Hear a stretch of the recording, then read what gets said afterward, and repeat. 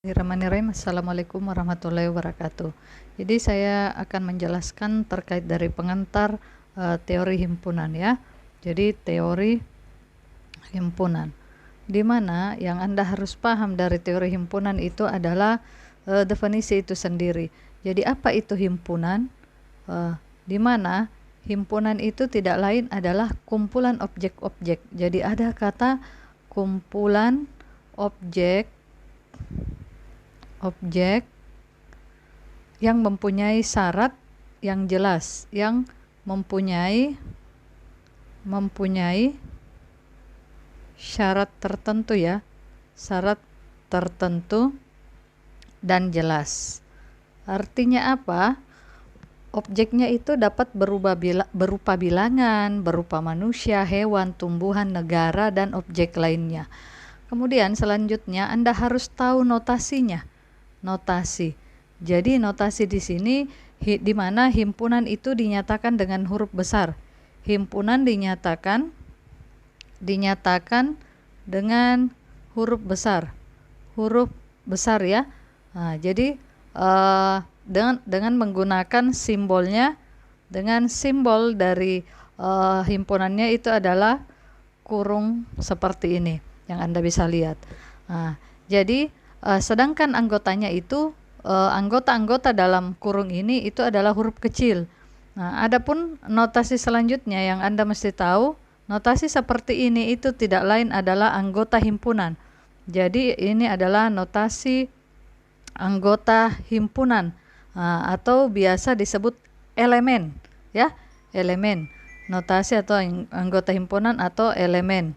Artinya di saat ada tulisan seperti ini atau simbol, maka ini adalah notasi bukan anggota himpunan. Bukan anggota himpunan. Itu yang mesti Anda tahu dulu. Kemudian notasi kedua adalah ini.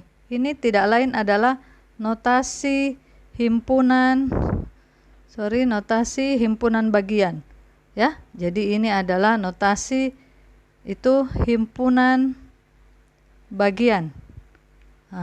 Atau sedangkan seperti ini adalah notasi proper subject, proper subset atau bagian dari. Artinya jika A dan B adalah himpunan, sedemikian rupa A himpunan bagian dari B, tetapi A tidak sama dengan B. Itu contoh ya. Sekarang ini yang mesti Anda tahu semua.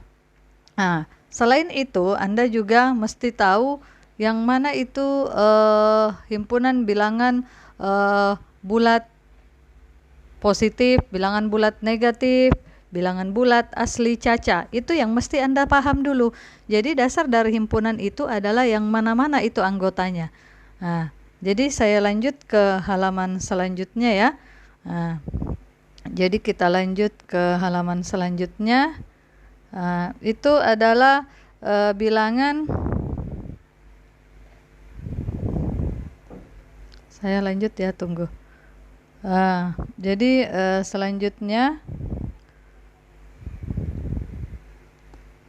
jadi yang kedua itu kita ambil misalnya himpunan bilangan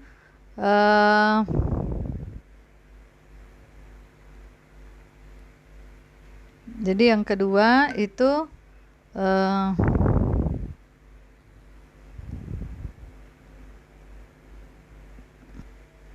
jadi yang kedua adalah kalau kita ambil atau kita mendata bilangannya, mulai dari apa itu bilangan bulat. Bilangan bulat itu terdiri dari dua, bulat positif dan bulat negatif. Bulat negatif. Yang mana itu bulat negatif dan positif? Artinya, dan bilangan bulat positif itu biasanya disimbolkan dengan P ya, bilangan bulat. Artinya pada saat kita tuliskan anggota-anggotanya, maka kalau saya mulai dari minus 5 atau minus hingga, minus 5, minus 4, minus 3, minus 2, minus 1. Ini adalah bulat negatif. Ini adalah bulat negatif. Sedangkan bulat positif itu adalah kita ambil mulai dari 1, 2, 3, 4, 5, dan seterusnya. Ini adalah bulat positif. Sedangkan pertanyaannya bagaimana 0? 0 adalah bukan bulat positif dan bukan bulat negatif, tapi ini adalah bilangan 0. Bilangan 0. Nah, selanjutnya mulai dari bilangan bulat ada namanya bilangan asli ya. Nah, kalau bilangan asli itu adalah mulai dari 1, 2, 3, 4, 5, dan seterusnya. Ada lagi namanya bilangan caca. Nah, sedangkan bilangan caca mulai dari 0, 1, 2, 3, 4, dan seterusnya. Nah, ini yang Anda harus paham. Kenapa? Karena dalam himpunan ada namanya himpunan semesta, di mana jika dia tidak mendata anggota-anggotanya, dia hanya menyebut di mana anggota dari himpunan itu adalah bilangan asli. Pertanyaannya, kalau Anda tidak paham dengan yang mana itu bilangan asli, maka Anda tidak bisa mendata anggota-anggotanya. Jadi selanjutnya ada namanya bilangan rasional. Nah, bilangan rasional itu tidak lain, dia bilangan yang bentuknya atau dapat dinyatakan dalam bentuk A per B, di mana A, B, di mana A, B elemen dari bilangan bulat ya, elemen dari bilangan bulat. Jadi bilangan bulat. Jadi saya tulis dengan A, B elemen bilangan bulat itu. Nah, ada juga namanya bilangan irasional ya. Nah, nanti ada juga bilangan irasional. Jadi apa itu bilangan irasional? Bilangan irasional itu adalah bilangan yang dalam hal ini, bilangan irasional itu adalah bilangan yang bukan bilangan rasional. Artinya bilangan yang bukan bilangan rasional. Contohnya itu tidak lain adalah nilai dari V itu sendiri, yaitu 3,14. Sebenarnya ini bukan 3,14 pas ya, tapi 3,1415926535. Itu yang dibulatkan, sama dengan nilainya 22/7. Nah, begitu juga dengan nilai yaitu 2,718 sekian-sekian yang biasa diambil 2,7. Itu untuk bilangan irasional. Ada lagi bilangan prima. Nah, bilangan prima itu tidak lain adalah bilangan yang terdiri dari dua faktor, yaitu terdiri dari dua faktor. Ialah 1 dan bilangan itu sendiri, dan bilangan itu sendiri. Apa maksudnya? Contohnya itu artinya apa? Contohnya itu adalah berarti kalau kita ambil contoh dari bilangan prima itu tidak lain adalah contoh misalnya A itu adalah, ini cara bacanya X, di mana X elemen bilangan prima kecil dari 10. Nah, ini adalah himpunan. Kalau kita mau mendata anggota-anggotanya, kan ada yang bertanya bagaimana mendata anggota-anggotanya, makanya Anda harus tahu yang mana itu bilangan prima. Nah, saya kembali lagi, prima itu kan definisinya dia terdiri dari dua faktor, yaitu 1 dan dirinya sendiri. Saya ngambil mulai dari 2 ya, karena 1 itu bukan prima. 2 ini kalau kita cari hanya 1 kali 2. Inilah yang dimaksud dua faktor. Saya bilang tadi definisinya yaitu angka 1 dan dirinya sendiri. Ini kan sama dengan ini. Nah, kemudian angka apa lagi?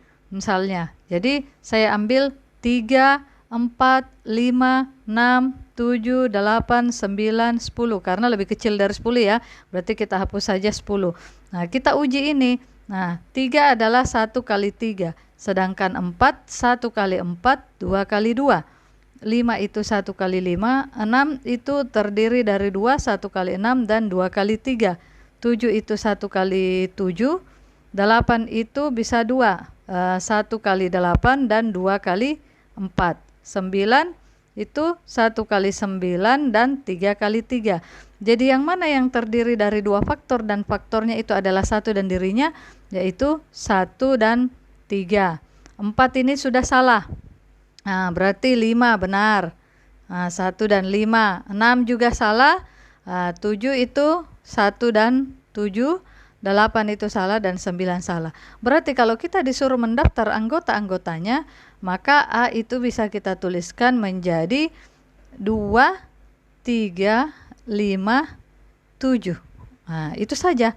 Nah, karena dia batasi hanya 10, kecuali dia lanjutkan. Jadi ingat, hanya satu bilangan prima genap ya.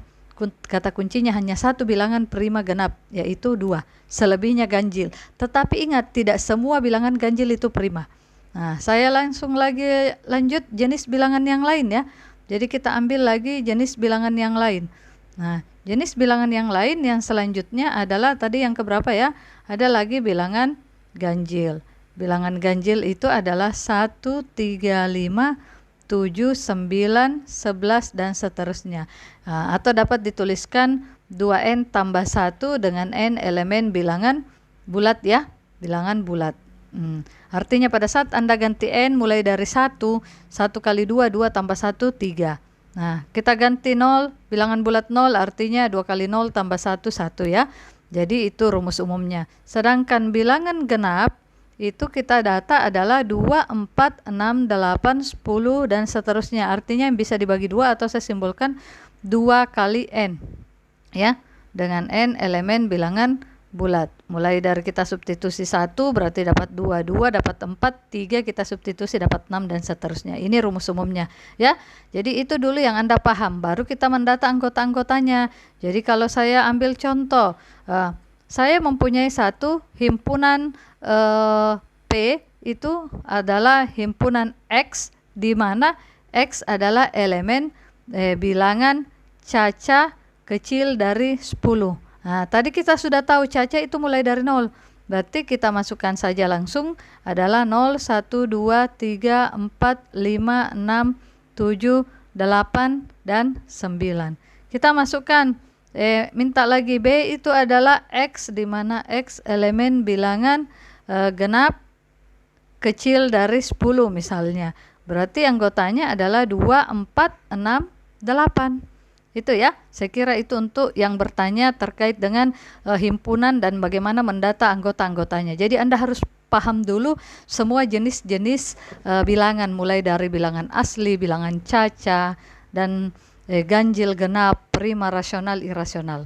Oke, demikian video ini yang saya buat. Terima kasih atas waktunya untuk mengikuti video ini. Semoga video yang lainnya bisa kembali dilihat ya.